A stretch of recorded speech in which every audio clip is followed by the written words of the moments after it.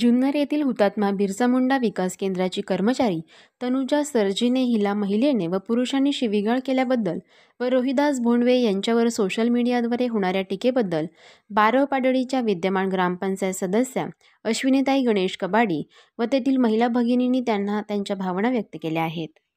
येथे दुपारी 3 ते 3:30च्या दरम्यान काही घटना घडली असं आम्हाला ऐकायला मिळते. तर घटनास्थळी आपण उपस्थित होता अशी देखील माहिती होती.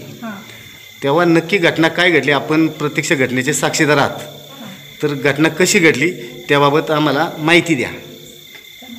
मी तिथं माझं म्हणजे रेनो करायला गेले होते, तर ती मॅडम होत्या दुसऱ्या, त्या काम करत होत्या.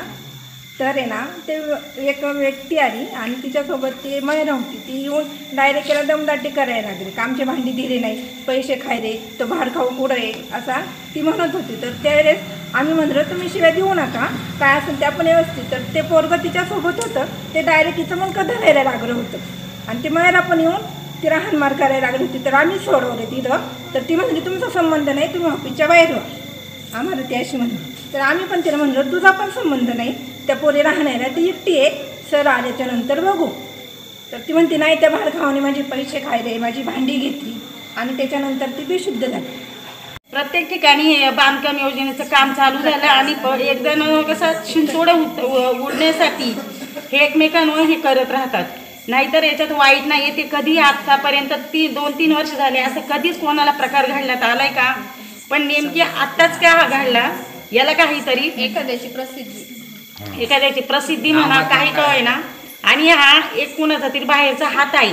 नाहीतर आतापर्यंत त्यांना कधी कुणी काही वाईट बोललेलं नाहीये आणि ते तसे वागले पण नाहीये. याचं राजकारण झाल्यास वाटतं. हे राजकारणाचा थोडक्यात हा भाग आहे. हे राजकारण आहे. कसं आहे, स्त्रीला सगळे न्याय म्हणून स्त्रीची बाजू प्रत्येक वेळेस घ्यायची नसती. काही गोष्टी पुरुषांच्या पण आहेत ना, त्यांनाही मन असतं. म्हणजे ते काय बोलत नाही म्हणजे बोलले, पण तुम्ही ताणतणाव जर 100 जण जर येऊन त्यांच्यावर पडले तर एकदा तरी ते बोलणार.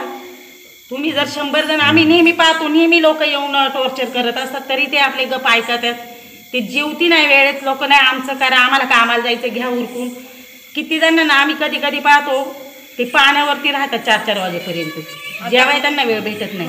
मधल्या काळात विषय होता. मधल्या काळात सेफ्टी किट ज्या वेळेस वाटप होती त्यावेळेस अक्षरशः मी स्वतः 8 वाजता माझ्या 22 महिलांचा फॉर्मचं अपॉइंटमेंट लेटर काढण्यासाठी गेले होते. सर्व ऑफिस बंद करायला लागले होते.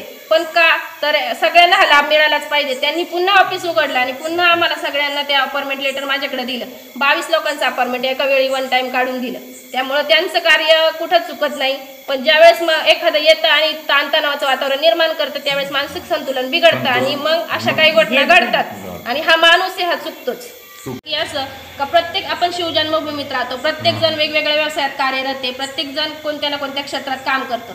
त्यामुळं प्रत्येक, आता काही जण असं म्हणतात का हा सरकारी लाभ आहे, खरंच आपण कामगार आहोत का? पण शेवटी वेळ आल्यावर कुठल्या ना कुठल्या कामात माणसाला कार्यरत राहावं लागतं. त्याच्यासाठी ह्या महिला कुठल्या ना कुठल्या कामासाठी बाहेर पडतात आणि सरकारचा लाभ मिळतोय म्हटल्यावर महिला आहेत त्या शेवटी त्या घेणारच. त्यामुळं सरांनी आम्हाला प्रत्येक महिलेला हा 100% लाभ मिळून दिलेला आहे. असं 2 वर्ष फॉर्म होतोय आणि तो असाच पडून राहतोय असं होणारच नाही. सर प्रत्येकाला माहिती देतच होते आणि आम्हाला तर कुठल्याच गोष्टीचं ते आम्ही वंचित नाहीच. माझ्या महिला तर नक्कीच नाही.